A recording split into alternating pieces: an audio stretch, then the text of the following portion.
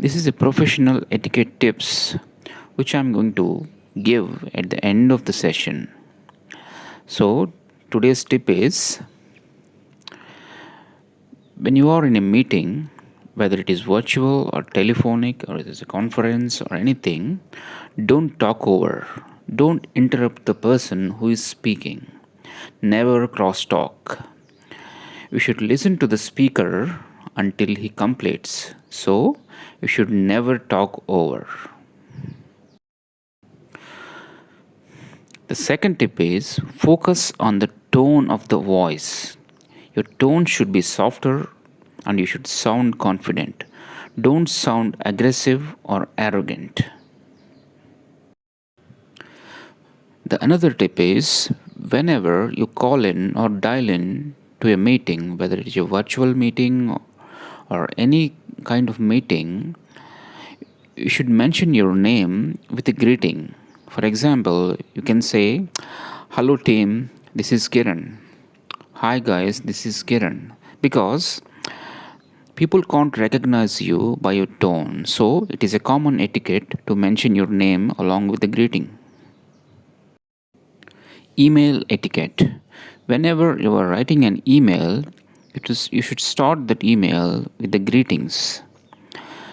So there is a difference between hello, hi, or dear. Dear is more formal and we'll use it to the people in the government organizations or the people whom we don't know. It's a very formal thing. You can say, "Dear Mr. Gupta." And hello is more like you know the person but you don't know him well. So you will use hello to that person. "Hello Kiran, hello Mr. Kiran." Usually in the software, in a typical software setup, people use hey or hi. "Hi Kiran, hello Kiran." So you can use it like this. You can say hey, comma, name of that person Kiran and full stop, or you can have an exclamation mark. And you should always end the email with a signature. You can say thanks and regards or regards, and you should mention your name. Please spell check your grammar. Whenever you are mentioning the name of the company, you should always have the capital letter. Or whenever you are mentioning the name of the city, for example, New York, the N should be capital. So you should get your grammar things right. So, how to write an email? The email should always be simple, clear, and very easy to understand. And don't try to prolong the email. For example, I have tested the configuration defects and I'm sending it to the testing department.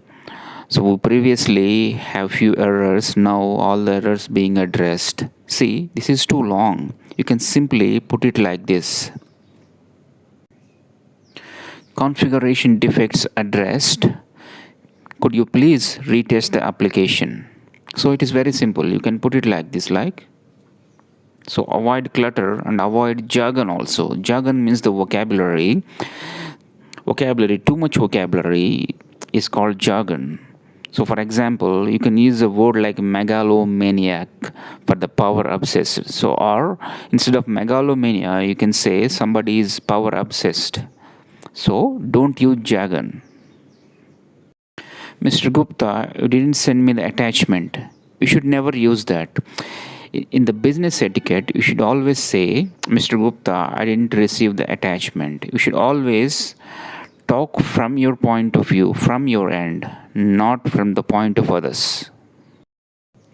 "Mr. Gupta, you didn't send me the attachment." You should never talk like this or write like this in professional etiquette. So, you can say, "I didn't receive the attachment." "Mr. Gupta, I didn't receive the attachment." Don't say, "I'm unable to hear you" when you are talking over cell phone. You can always say, I'm having hard time hearing you, or Here we I'm come to unable the to end of hear the you. session. And these tidbits or the professional etiquettes are being taught at the end of every session. Thank you very much and see you next time.